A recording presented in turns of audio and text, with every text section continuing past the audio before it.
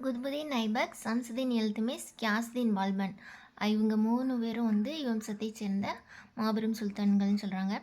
அடிமை வம்சத்தினர் இத்துணை கண்டத்தை 84 ஆண்டுகள் ஆட்சி செஞ்சாங்க. குத்புதீன் ஐபக் 1206லேருந்து 1110 வரைக்கும் இவர் லாகூரை தலைநகராக கொண்டு ஆட்சி தொடங்கினார். அப்புறமா டெல்லிக்கு தலைநகரை மாற்றிட்டார். டெல்லியில் ஆட்சி புரிந்தவரை செயல்திறன் மிக்கவராக செயல்பட்டு பல புதிய பகுதியை கைப்பற்றார். கலகங்களை ஒடுக்குறாரு. மத்திய மற்றும் மேற்கு சிந்து கங்கை சமவெளி பகுதிகளுக்கு தானே தலைமையேற்று படை நடத்தி பல பகுதிகளை கைப்பற்றினார். கீழே கங்கை சமவெளி, அதாவது பீகார், வங்காளம் கைப்பற்றும் பொறுப்பை பக்தியார் கல்ஜி என்பார்கிட்ட ஒப்படைச்சார். ஐபக் டெல்லியில் உவதுல் இஸ்லாம் மஸ்ஜித் அப்படிங்கிற மசூதியை கட்டினார். அதுவே இந்தியாவில் உள்ள மிக பழமையான மசூதி அப்படின்னு சொல்கிறாங்க. குதுப்பினாருக்கு அவரே அடிக்கல் நாட்டினார். ஆனால் அவரால் அப்பணியை முடிக்க இயலாமல் போச்சு. அவருடைய மருமகனும் அவருக்கு பின் ஆட்சி பொறுப்பேற்றவருமான இல்துமிஸ் குதுப்பினாரை கட்டி முடித்தார். போலோ விளையாட்டின் போது குதிரையிலிருந்து தவறி விழுந்ததில் படுகாயமடை. அடுத்து இல்துமிஸ் 1210லேருந்து 1236 வரைக்கும் ஐபக்கின் மகன் ஆரம்சா திறமையற்றவராக இருந்தார். எனவே துருக்கி பிரபுக்கள் ஐபக்கின் படைத்தளபதி மருமகனுமான இல்துமிஸை சுல்தானாக தேர்வு செஞ்சாங்க. இல்துமிஸ் கலகக்காரர்களை ஒடுக்கி ஆட்சி பகுதியின் மீதான தனது கட்டுப்பாட்டை உறுதியாக நிறுவினார். இவருடைய ஆட்சியின் போதுதான் மங்கோலியர்கள் செங்கிஸ்கானின் தலைமையில் இந்தியாவின் எல்லை பகுதிகளை அச்சுறுத்தினாங்க. ஏற்கனவே செங்கிஸ்கானால் தோற்கடிக்கப்பட்டு விரட்டப்பட்டிருந்த குவாரிஜம் ஷா ஜலாலுதீன் என்பார் இல்துமிஸிடம் அடைக்கலமும் பாதுகாப்பும் கேட்டிருந்தார். அவருடைய வேண்டுகோளை ஏற்க மறுத்ததன் மூலம் இல்துமிஸ் மங்கோலிய ஆபத்தை தவிர்த்தார்.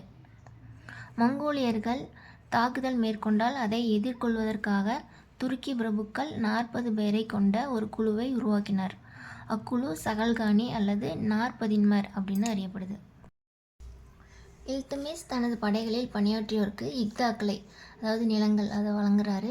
இக்தா அப்படின்னா இராணுவ அதிகாரிகளுக்கு வழங்கப்பட வேண்டிய ஊதியத்திற்காக கொடுக்கப்பட்ட நிலம். நிலத்தை பெற்றவர் இக்தாதார் அல்லது முக்தின்னு அழைக்கப்படுறாங்க. இவர் போர்க்காலங்களில் சுல்தானுக்கு இராணுவ உதவிகள் செய்ய வேண்டும். தனது படைகளையும் குதிரைகளையும் பராமரிப்பதற்காக இக்தாதார் தனக்கு வழங்கப்பட்ட நிலங்களிலிருந்து வரி வசூல் செஞ்சுக்குவாங்களாம். ஐபக்கால் தொடங்கப்பட்ட குதுப்பினாரின் கட்டுமான பணிகளை இல்துமிஸ் நிறைவு செய்தார். 26 ஆண்டுகள் ரஷ்யா 1236லேருந்து 1540 வரைக்கும் இல்துமிஸின் திறமை வாய்ந்த மகன் ருக்னுதீன் பிரோஸ் அவர் மரணமுற்றதால் இல்துமிஸ் தனது மகளான ரஷ்ய சுல்தானாவை தனக்கு பின்னர் டெல்லியின் அரியணைக்கான வாரிசாக அறிவித்தார். ரஷ்யா திறமையுள்ளவரும் மன வலிமை மிக்க வீராங்கனையும் ஆவார். அவர் துருக்கி இனத்தை சாராத பிரபுக்களுக்கு ஆதரவாக இருந்ததால் துருக்கி பிரபுக்களின் வெறுப்பை சம்பாதிக்கிறார். அதே நேரத்தில் பஞ்சாபின் மீதான மூர்க்கம் நிறைந்த மங்கோலியரின் தாக்குதலையும் அவர் எதிர்கொள்ள நேர்ந்தது. ரஷ்யா ஜலாலுதீன் யாகூத் எனும் எத்தியோப்பிய அடிமையை தனது தனி உதவியாளராக நியமித்து அவரை பெரிதும் நம்ப தொடங்கினாங்க. அப்போக்கு துருக்கிய பிரபுக்கள் கலகம் செய்ய காரணமாயிடுச்சு. அவருக்கு எதிராக துருக்கி பிரபுக்கள் செய்த சதியால் 1240 ரஷ்யா கொலையுண்டார். கியாசுதீன் பால்பன் 1266லேருந்து 1287 வரைக்கும் ரஷ்யாவிற்கு பின்னர் வலிமை குன்றிய 3 சுல்தான்கள் ஆட்சி புரிந்தாங்க. அவர்களுக்கு பின்னர் கியாசுதீன் பால்பன் அரசாளும் பொறுப்பேற்றார். நாற்பதின்மர் என்றறியப்பட்ட துருக்கி பிரபுக்கள் குழு அவரோடு பகைமை பாராட்டியதால் அவ்வமைப்பை பால்பன் ஒழித்தார். தனது ஆட்சிக்கு எதிராக சதி செய்வோரையும் இடையூறாய் இருப்போரையும் கண்டறிய ஒற்றர் துறையொன்றை நிறுவினார். அரசு அதிகாரத்திற்கு கீழ்ப்படியாமை, எதிர்த்தல் போன்றவற்றை கடுமையாக கையாண்டார். பால்பனுக்கு எதிராக கலகம் செய்ததால் வங்காள மாகாண ஆளுநராக இருந்த துக்ரில் கான் கைது செய்யப்பட்டு கொல்லப்பட்டார். தனது எதிரிகளான மீவாட்டைச் சேர்ந்த மியோக்கள், இவங்க வடமேற்கு இந்தியாவைச் சேர்ந்த ராஜபுத்திர முஸ்லிம் இனத்தினர் போன்றோரிடம் கருணை இல்லாமல் நடந்துக்கிட்டார். இருந்தபோதிலும் மங்கோலியர்களுடன் இணக்கமான உறவை பராமரிப்பதில் கவனத்துடன் செயல்பட்டார். செங்கிஸ்கானின் பேரனும் ஈரானின் மங்கோலிய வைஸ்ராயுமான குலகுகான் என்பாரிடமிருந்து மங்கோலியர்கள் சட்லஜ் நதியை கடந்து படையெடுத்து வரமாட்டார்கள் அப்படிங்கிற உறுதிமொழியை பால்பன் பெற்றார். மங்கோலியரின் தாக்குதலிலிருந்து நாட்டை பாதுகாப்பதற்காக பால்பன் பல கோட்டைகளை கட்டினார். பாரசீகத்தைச் சேர்ந்த புகழ்பெற்ற கவிஞரான அமீர் குஸ்ரு என்பாரை பால்பன் ஆதரித்தார். பால்பன் அப்புறம் 1887 மரணமுற்றார். பால்பனின் மகனான கைகுபாத் வந்து திறமையற்றவராக இருந்தார். 1290 படைத்தளபதியாக பணியாற்றிய மாலிக் ஜலாலுதீன் கில்ஜி அரசு பிரதிநிதியாக பொறுப்பேற்றார். நாயிப்னு சொல்கிறாங்க. சுல்தான் கைகுபாத்தின் பெயரால் அவர் நாட்டை ஆண்டார். பின்னர் ஒரு நாளில் ஜலாலுதீனால் அனுப்பப்பட்ட அதிகாரி ஒருவரால் கைகுபாத் கொல்லப்பட்டார். அதன் பின்னர் ஜலாலுதீன் முறையாக அரியணை ஏறினார். அவரிலிருந்து கில்ஜி வம்சத்தின் ஆட்சி தொடங்கிற்று. கில்ஜி அரசு வம்சம் 1290 1320 வரைக்கும். ஃபஸ்ட்டு ஜலாலுதீன் கில்ஜி 1290 1296 வரைக்கும். ஜலாலுதீனின் ஆட்சியின் போது பல படையெடுப்புகள் மேற்கொள்ளப்பட்டுச்சு. அவற்றில் பெரும்பாலான படையெடுப்புகளை திட்டமிட்டு தலைமையேற்று நடத்தினது வந்து காராவின் ஆளுநரான அலாவுதீன் கில்ஜி. அவர் ஜலாலுதீனின் உடன் பிறந்தோரின் மகன். அவரின் முக்கிய படையெடுப்பு தக்கான அரசான தேவகிரிக்கு எதிராக மேற்கொண்டது. அலாவுதீன் தேவகிரி யாதவ அரசர் ராமச்சந்திரனை தோற்கடித்த பின்னர் அந்நகரை கொள்ளையடித்து பெருஞ்செல்வத்தோடு திரும்புகிறாரு.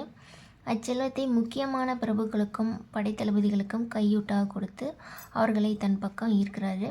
பின்னர் ஜலாலுதீனை வஞ்சமாக கொன்னுட்டு அதனைத் தொடர்ந்து 1596 டெல்லியின் சுல்தானாக அறிவிச்சுக்கிட்டாரு. அடுத்து அலாவுதீன் கில்ஜி 1596 1316 வரைக்கும். அலாவுதீன் டெல்லி சுல்தானியத்தை ஒருங்கிணைத்து உறுதிப்படுத்துகிறாரு. பஞ்சாபில் மங்கோலியர்களுக்கு எதிராக, ராஜஸ்தானத்திற்கும் குஜராத்திற்கும் எதிராக என அவருடைய படையெடுப்புகள் பாராட்டுக்குரியனவாகும். தனது வட எல்லைகளின் பாதுகாப்பை உறுதி செய்து கொண்ட பின்னர் தனது தலைமை தளபதி மாலிக் கபூரை 1310 தென்புலத்தின் வெகு தொலைவில் உள்ள மதுரை வரை படையெடுக்க பணிக்கிறார். தக்கான அரசுகளான தேவகிரி யாதவர்கள், துவாரசமுத்திரத்தின் கொய்சாளர்கள், வாரங்கல் காகதியர்கள், மதுரை பாண்டியர்கள் ஆகிய அனைவரும் அலாவுதீனின் மேலாதிக்கத்தை ஏற்றுக்கொண்டனர். சித்தூர் சூறையாடல் 1303. சித்தூரில் ராஜபுத்திர படைகளை அலாவுதீனின் படைகள் திணறடித்த நிலையில் தோல்வியடைந்துவிடுவோம் என்ற சூழலில் கோட்டைக்குள் இருந்த ஆடவரும் பெண்டிரும் தங்களது பண்டைய மரபின்படி ஜவுகர் எனப்படும் சடங்கை நடத்தினாங்க. இதன்படி ஆடவர் கோட்டையை விட்டு வெளியேறி போர்க்களத்தில் மாழ்வர். பெண்கள் வந்து தீயில் புகுந்து தங்களை மாய்த்து கொள்வாங்களாம். அலாவுதீனின் படையெடுப்புகளைப் போலவே அவருடைய அரசியல் நிர்வாக சீர்திருத்தங்களும் பாராட்டுக்குரியனவாகும். டெல்லியை சுற்றியுள்ள வேளாண் நிலங்களை முறையாக அளந்து செய்த அவர் ஒரு குறிப்பிட்ட அளவிலான நிரந்தர வரியை விதித்தார். வரிகளை வசூல் செய்யும் பணியை இராணுவ அதிகாரிகளிடம் ஒப்படைத்தார். இந்த நிர்வாக மாற்றத்தால் உள்ளூர் தலைவர்களும் குறுநில மன்னர்களும் காலகாலமாக தாங்கள் அனுபவித்து வந்த உரிமையை இழந்தனர். டெல்லியிலும் ஏனைய இடங்களிலும் முகாமிட்டிருந்த தனது படைப்பிரிவுகளுக்காக கட்டாய உணவு தானிய கொள்முதல் முறையை அறிமுகம் செய்கிறார். கொள்முதல் விலை சுல்தானால் நிர்ணயம் செய்யப்பட்டது. வரியாக வசூலிக்கப்பட்ட தானியம் அரசாங்க பண்டக சாலைகளில் சேகரித்து வைக்கப்பட்டது. தனது புதிய சட்ட திட்டங்கள் நடைமுறைப்படுத்தப்படுவதை உறுதி செய்து கொள்ள ஒற்றர்களை நியமித்தார். அவ்வொற்றர்கள் நேரடியாக சுல்தானிடம் நிலைமைகளை தெரியப்படுத்தினாங்க.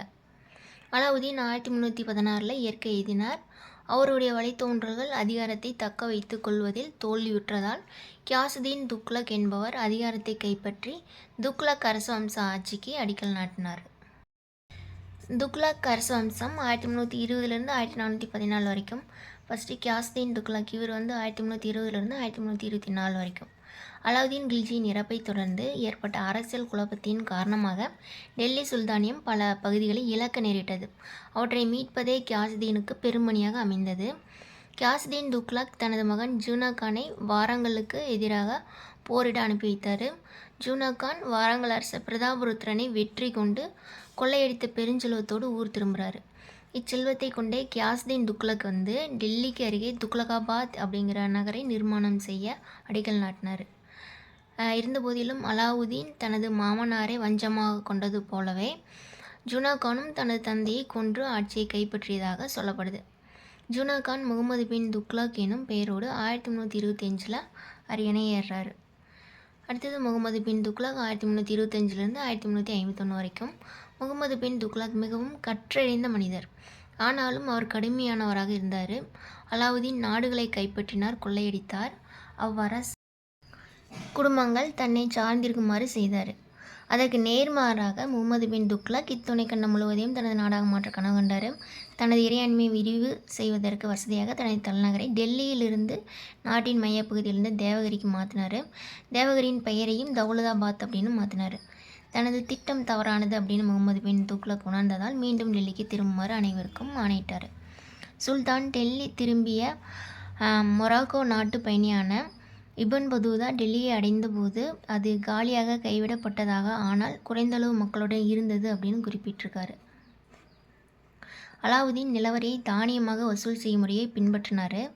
துக்ளக் நிலவரியை உயர்த்தியதோடு அது முதல் நிலவரி பணமாக வசூலிக்கப்பட வேண்டுமென ஆணை பிறப்பித்தார். அது பஞ்ச காலங்களில் பெரும் இடர்பாடுகளை ஏற்படுத்தியது. போதுமான அளவுக்கு நாணயங்களோ புதிய இல்லை என்பதை அறிந்து கொண்ட துக்ளக் செப்பு நாணயங்களை அடையாள பணமாக வெளியிட்டார். வெகு விரைவில் கள்ள நாணயங்கள் பெருகுவது அன்றாட நிகழ்ச்சியானது. இதன் விளைவாக ஒட்டுமொத்த வருவாய் நிர்வாக முறை சீர்குலைந்தது. வெளிநாட்டு வணிகர்கள் வியாபாரத்தை நிறுத்தியதால் வணிகம் பாதிப்புக்குள்ளானது. சுல்தான் செப்பு நாணயங்களை திரும்ப பெற்றுக்கொண்டு அதற்கு மாற்றாக தங்க வெள்ளி நாணயங்களை வழங்க வேண்டிய நிலை ஏற்பட்டது. அதனால் அரசு திவாலானது. தோவாப் பகுதியில் முகமது நிலவரியை உயர்த்தியதன் விளைவாக விவசாயிகளின் கிளர்ச்சிகள் வெடித்தது. அவை கொடூரமான முறைகளில் அடக்கப்பட்டதால் விவசாயிகள் வேளாண்மையை கைவிட்டாங்க. அதன் விளைவாக அடிக்கடி பஞ்சங்கள் ஏற்பட்டுச்சு. முகமது பின் துக்ளக் சுல்தானாக 25 ஆண்டுகள் ஆட்சி புரிந்தார். இந்த நீண்ட ஆட்சி காலத்தில் பல மாகாண ஆளுநர்களின் கிளர்ச்சிகளை அவர் எதிர்கொள்ள நேர்ந்தது. அவுத், முல்தான், சிந்து ஆகிய மாகாணங்களின் ஆளுநர்கள் சுல்தானுக்கு எதிராக கிளர்ச்சி செய்து தங்களை சுதந்திர அரசர்களாக பிரகடனம் செய்து கொண்டனர். தென்னிந்தியாவில் பல புதிய அரசுகள் எழுச்சி பெற்றன. துக்ளக்கிடம் முன்னர் படை வீரராக பணியாற்றிய பாமினி என்பார் தௌலதாபாத்தையும் அதை சுற்றி கைப்பற்றப்பட்ட பகுதிகளையும் சுதந்திர அரசாக அறிவித்தார். அவரது பெயரிலேயே அது பாமினி சுல்தானியம் அப்படின்னு அழைக்கப்பட்டது. கிபி 1335 மதுரை தனி சுல்தானியமாக உருவானது. 1346 வங்காளம் சுதந்திர அரசானது. அப்புறம் துக்ளக் 1351 மார்ச் 23 மரணமடைகிறார். பாக்ஸ் பார்த்துக்கலாம். முகமது பின் துக்ளக் டெல்லியிலிருந்து தௌலதாபாத்திற்கு தனது தலைநகரை மாற்றிய போது டெல்லியிலிருந்து குடிமக்கள் அனைவரையும் இடம்பெயரச் செய்ததோடு கால்நடைகளையும் இடம்பெயரச் செய்தார். பிரோசா துக்ளக் 1351 1388 வரைக்கும். முகமது பின் துக்ளக்கை தொடர்ந்து கியாசுதீனின் இளைய சகோதரரின் மகனான பிரோஸ் அரியணையேறார். அவரால் கிளர்ச்சிகளை அடக்கவும் இயலவில்லை. பிரிந்து சென்ற மாகாணங்களை மீட்கவும் முடியவில்லை. தென்பகுதி மாகாணங்களை மீண்டும் கைப்பற்றுவதிலும் அவர் ஆர்வம் காட்டவில்லை. தக்கான பிரச்சனைகளில் தலையிட வேண்டும் என கேட்டு பாமினி இளவரசர் விடுத்த அழைப்பையும் அவர் ஏற்க மறுத்துட்டார். சூபினானிகளுக்கும் ஏனைய மத தலைவர்களுக்கும் பிரோஸ் தாராள மனத்துடன் பரிசுகள் வழங்கி கௌரவித்து அவர்களின் அறிவுரைகளுக்கு செவிமடுத்தார். ஏழை முஸ்லிம்களுக்கு உதவுவதற்கான அறக்கட்டளைகளை நிறுவினார். கல்லூரிகள், மருத்துவமனைகள், மசூதிகள் ஆகியவற்றை கட்டினார். பல மனிதாபிமான நடவடிக்கைகளையும் அவர் மேற்கொண்டார். மனிதாபிமானமற்ற கொடூரமான தண்டனைகளை ஒழித்தார். இஸ்லாமிய சட்டங்களால் அங்கீகரிக்கப்படாத வரிகளை ரத்து செய்தார். அப்புறம் விவசாயிகளின் கடன்களை ரத்து செய்தும் பல நீர்ப்பாசன கால்வாய்களை வெட்டியும் வேளாண்மையை மேம்படுத்தினார். 1600 புதிய தோட்டங்களை உருவாக்கிய அவர் அலாவுதீன் கில்ஜியின் காலத்தைச் சேர்ந்த 30 பழைய தோட்டங்களை புனரமைத்தார். பிரோசாபாத், ஜான்பூர், கிஷார், பிரோஸ்பூர் ஆகிய புதிய நகரங்களையும் அவர் நிர்மாணித்தார். சுல்தானியத்தை கட்டிக்காக்க அமைதியான முறையில் பல முயற்சிகளை அவர் மேற்கொண்டார். இருந்தபோதிலும் பிரோசா துக்ளக்கின் இறுதி நாட்கள் மகிழ்ச்சி நிறைந்ததாக இல்லை. அவருடைய மகன் முகமது கான் தந்தைக்கு எதிராக கிளர்ச்சி செய்தார். 1388 83வது வயதில் பிரோசா துக்ளக் இயற்கை எய்தினார். தைமூரின் படையெடுப்பு 1398. பிரோசா துக்ளக் மரணமுற்று 10 ஆண்டுகள் கழிந்த நிலையில் தாமர்லைன் என்றழைக்கப்பட்ட தைமூர் டெல்லியை தாக்கிச் சூறையாடி மாபெரும் மனித படுகொலையை அரங்கேற்றினார்.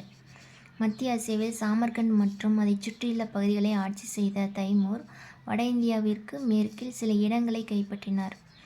இந்தியாவின் வலிமையின்மையை சாதகமாக்கிக் கொண்டு இந்தியாவிற்குள் படையெடுத்து நுழைந்து 1398 டிசம்பர் மாதத்தில் டெல்லியை கொள்ளையடித்தார். தைமூரின் படையெடுப்பால் டெல்லிக்கு அடுத்ததாக அதிகம் பாதிப்புக்கு உள்ளான பகுதினா பஞ்சாப். தங்கம், வெள்ளி, நகைகள் என பெரும் செல்வத்தை கொள்ளையடித்து எடுத்து சென்றார். மேலும் தைமூர் செல்லும்போது சாமர்கண்டில் நினைவு சின்னங்களை கட்டுவதற்காக தச்சு வேலை செய்வோர், கட்டடக் கலைஞர்கள் போன்ற இந்திய கைவினை கலைஞர்களையும் உடன் அழைத்து சென்றார். அடுத்து சையது அரசவம்சம் 1414 1451. டெல்லி சுல்தானியம் பல சுதந்திர அரசுகளாக சிதறுண்டு போனாலும் முகலாயர் படையெடுப்பு வரை 114 ஆண்டுகள் தாக்குப்பிடித்து நின்றது. டெல்லியை விட்டு செல்வதற்கு முன்பாக தைமூர் தான் கைப்பற்றிய பகுதிகளுக்கு, அதாவது டெல்லி, மீரட், பஞ்சாப், அங்கே கிசிர்கான் என்ற தனது பிரதிநிதியை ஆளுநராக நியமித்து சென்றார். அவர் 1414 சையது அரச வம்சத்தை தோற்றுவித்தார். அவ்வரச வம்சம் 1451 வரை நீடித்தது. அவ்வம்சத்தின் கடைசி சுல்தான் அலாவுதீன் ஆலம் ஷா 1451 அரச பதவியை துறந்தார். இது சிர்கிந்த், பஞ்சாப் பகுதியின் ஆளுநராக இருந்த பஹ்லூல் லோடிக்கு டெல்லியின் சுல்தானாகும் வாய்ப்பினை வழங்கியது. அவரை லோடி வம்ச ஆட்சியை தோற்றுவித்தார்.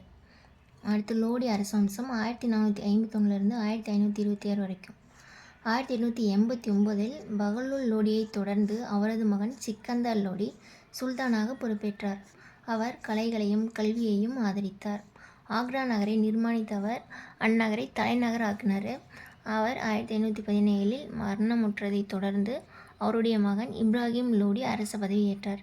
இந்த இப்ராஹிம் லோடி தான் பாபரால் 1826 பானிபட் போர்க்காலத்தில் தோற்கடிக்கப்பட்டார். இவ்வாறு லோடி அரச வம்சத்திற்கும் டெல்லி சுல்தானியத்திற்கும் முற்றுப்புள்ளி வைத்த பாபர் முகலாய பேரரசை நிறுவினார். பக்ஸ் பார்த்துக்கலாம். இஸ்லாமிய கலை, கட்டடக்கலை. உயர் வகுப்பைச் சேர்ந்த முஸ்லிம் பிரபுக்கள், அதிகாரிகள், வீரர்கள் ஆகியோர் தங்கள் குடியிருப்பு கட்டடங்களை முதலில் நகரங்களிலும் புறநகர் பகுதிகளிலும் கட்டி கொண்டனர். அவற்றைச் சுற்றி பேரரசு பாணியிலான அழகுமிக்க மசூதிகளை டெல்லி முஸ்லிம் ஆட்சியாளர்கள் கட்டினர். மசூதிகளும் மதரசாக்களும் கட்டட வடிவத்தில் வேறுபட்டிருந்தன. குரானில் உள்ள வரிகளை செதுக்கி நேர்த்தியாகவும் நளினமாகவும் அலங்கரிக்கப்பட்ட கதவுகளும் சுவர்களும் அக்கட்டடங்களுக்கு தனித்தன்மையான தோற்றத்தை வழங்கின. அக்கட்டடங்களின் வடிவங்கள் பாரசீக பாணியிலும் அலங்கார வேலைப்பாடுகள் இந்திய பாணியிலும் அமைந்திருந்தன. எனவே அப்பாணி இந்தோ சாரசானிக் கலை வடிவம் அப்படின்னு அழைக்கப்பட்டது. குதுப் மினார், அலைதர்வாசா, குவத்துல் இஸ்லாம் மசூதி, மோதி மசூதி, இல்துமிஸ், பால்பன் ஆகியோரின் கல்லறைகள், தௌலதாபாத், பிரோசாபாத் ஆகிய இடங்களிலுள்ள கோட்டைகள் என அனைத்தும் அப்பாணியில் அமைக்கப்பட்டனவாகும். சொற்களஞ்சியம் பார்க்கலாம். இம்பெண்டிங், எக்கணமும் நடைபெற இருக்கிற அல்லது அச்சுறுத்தும் நிலையில் இருக்கிற. ஃபெரோசியஸ் அப்படின்னா மூர்க்கமான அல்லது அச்சம் தருகிற வகையில். கான்ஸ்பிரேட்டர், சதிகாரர்கள். பேட்ரான், புரவலர். பிளண்டர், கொள்ளையடி. ப்ரொக்யூர்மெண்ட், கொள்முதல். டிசாஸ்ட்ரஸ், பேரழிவு. ஃப்ராக்மெண்ட், துண்டு துண்டாக. கவுண்டர்ஃபெயிட், போலியான. வெய்விங், விலக்கு அளி.